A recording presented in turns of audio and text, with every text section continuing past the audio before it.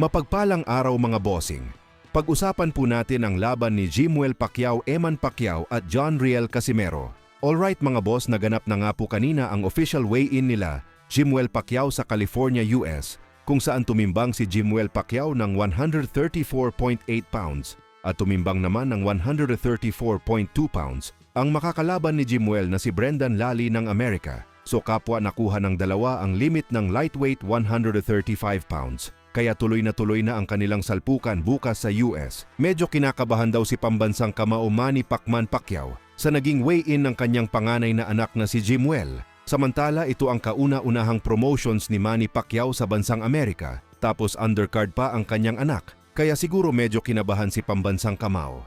So abangan po natin bukas ang pro debut ni Jimuel Pacquiao mga boss. Samantala, halos may isang linggo pa lang po mga bossing mula nang pumirma ng kontrata sa GMA Sparkle. Ang isa pang anak ni pambansang kamao na si Eman Bacosa Pacquiao ay tila nagsisimula ng umaarangkada ang career nitong si Eman matapos ito kunin ng IM Worldwide Company bilang brand ambassador. Ibig sabihin po niyan mga bossing sa isang linggo lamang mahigit mula nang pumirma ng kontrata si Eman sa GMA 7 ay pumaldo na kaagad ito dahil kinuha siyang brand ambassador ng isang kilalang company. Kaya naman mga bossing ay todo ang pasasalamat ni Eman Bacosa Pacquiao sa GMA Sparkle. So panimula pa lang po yan ni Eman mga bossing, asahan natin na magdadagsaan pa ang blessings na darating kay Eman. At syempre masaya po tayo dyan bilang mga tagahanga. Sa ibang balita naman po mga bossing, former 3-division world champion John Riel Cuadro Alas Casimero at Kenneth Lover pusposan na ang kanilang paghahanda para sa napapalapit nilang salpukan sa bansang Japan. Sa ngayon di pa nilalabas kung sino ang makasalpukan ni Lover sa December 27, habang si Casimero naman ay may usap-usapan na itong blanding Japanese ang makakalaban.